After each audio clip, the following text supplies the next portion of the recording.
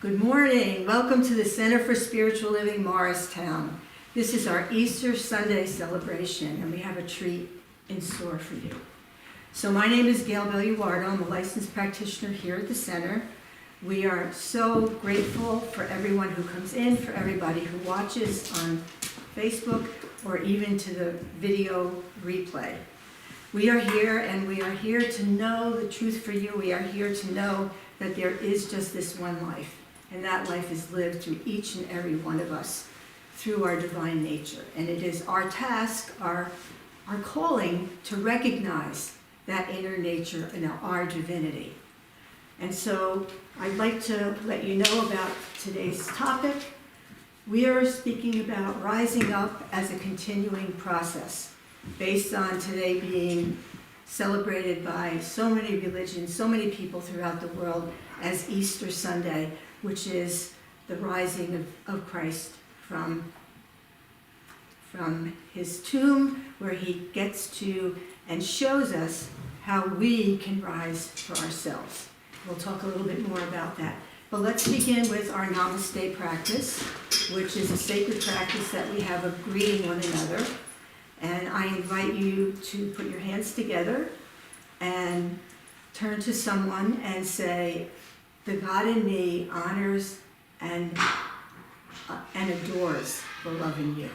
So let's do that, and you can do that with a few people. Honors and adores the love in you. Adores the love in you. In your life. God in me honors and adores you.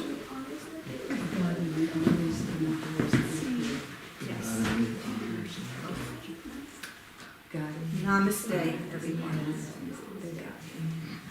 Okay, so we begin. This is going to be a little bit of a shorter service, and the reason why it's going to be short is because at the very end, we're going to have an in-person ritual. So we will be ending a little bit earlier today. So we have so many things happening here. First of all, Reverend Frankie's book study and discussion of the Untethered Soul is coming back. It'll be 5 Wednesdays, April 17th through May 15th. And you'll hear more about that as we get closer. We also have our second potluck. It was so successful last time that we are having another community potluck. This time it'll be on Friday, May 17th from 6 to 8 p.m. right here in our sanctuary. So you're welcome to come. You're welcome to bring a friend, bring a neighbor, a relative, to just enjoy this time of communion together. And we have Dances of Universal Peace with Andre Bernard, and that will be taking place on April 27th. I don't know what day of the week it is, but it's April 27th from 1 to 2:30 p.m. And you'll be hearing more about that. Alrighty, and one announcement is from the town. The town has let us know that there's going to be some paving done. So the sidewalks and the driveways may be, cut off, so you may have to find parking a little bit out of the way. So just letting you know that. And let us know together now, as we begin, with an opening spiritual mind treatment, which is our word for affirmative prayer, as we call forth the divinity that is everywhere present. So I invite you to know with me that there is this one life. It is incredibly generous, giving, forgiving, revealing, energizing, and healing in every possible way. And I know that this presence that is everywhere is infinite intelligence. It's the divine mind that operates throughout the entire universe, and it also is within each one of us. So I acknowledge its presence. I acknowledge the presence of the divinity within each one of us this morning, and I call our celebration good, holy, sacred, and joyful. And with gratitude, with absolute thanksgiving, I release this into the universal law of life itself, and I truly know, it is already now done. And please join me in saying, and so it is. And so it is. Amen. Amen. Well, look at all these beautiful faces on this Easter celebration. Welcome, welcome, welcome. Alrighty, and now we have some music from Sky Nelson called Celebrate This Precious Day.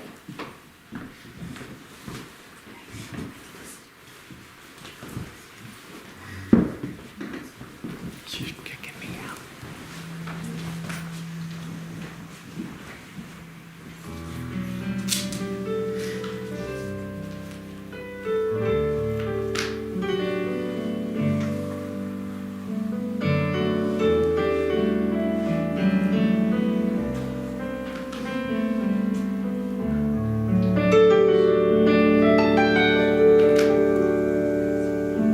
In this place of silent prayer,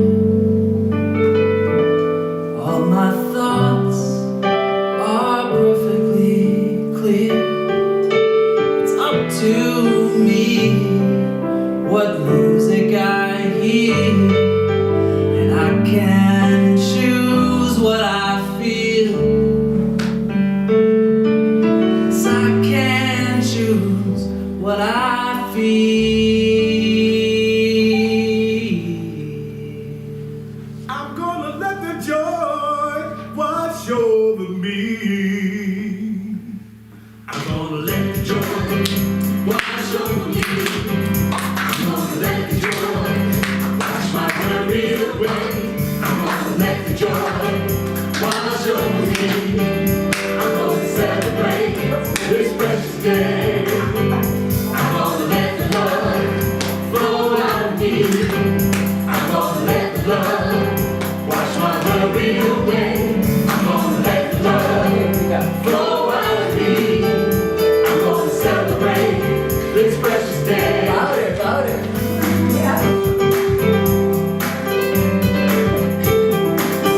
When things come through, I'm gonna let the love flow out of me. I'm gonna let the love wash my worry away. I'm gonna let the love fall out of me. I'm gonna celebrate this precious day. I'm gonna let the joy wash over me. I'm gonna let the joy wash my worry away.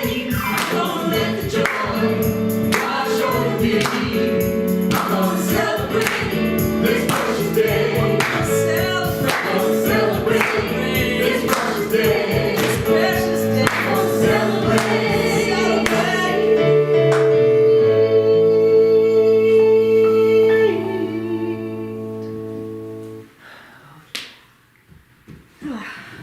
So, celebrate this precious day. Every Sunday we have Sunday celebration here at CSL Morristown. Today is a special Sunday because it's Easter. It's a holiday that is celebrated throughout the world. It's a holiday that celebrates the rising of Jesus Christ and proving immortality, right? He proved immortality. And so today we are going to find my paper first, and applied Christianity, that's what we are. Jesus Christ is known for rising from the dead, for creating miracles, for healing the sick, for raising someone from the dead. These are the miracles that he performed, and he performed them because he knew spiritual truth and he knew spiritual laws. And he used them to manifest the goodness and the life and the creativity. And so as we think about him, you know, some traditions see Jesus as better than us, as holier than us, as more able than us. And that is true because he lived a life where he was already aware from his childhood that he was not only human, he was also divine. And so he was in touch with that part of himself that was God essence. And that's something that we in our faith aspire to. We work on it. We practice it. But Jesus, throughout his life, cultivated this awareness of himself as a divine human being. And through that, he studied, he grew, he was able to master some of the laws of manifestation, the laws that enabled him to do the great work that he did. So, when we talk about our faith, there are many things that we have in common with the teachings of Jesus. And you will note that if you are familiar with the Science of Mind textbook, you will know that toward the end, there are at least 80 pages focused entirely on the teachings of Jesus.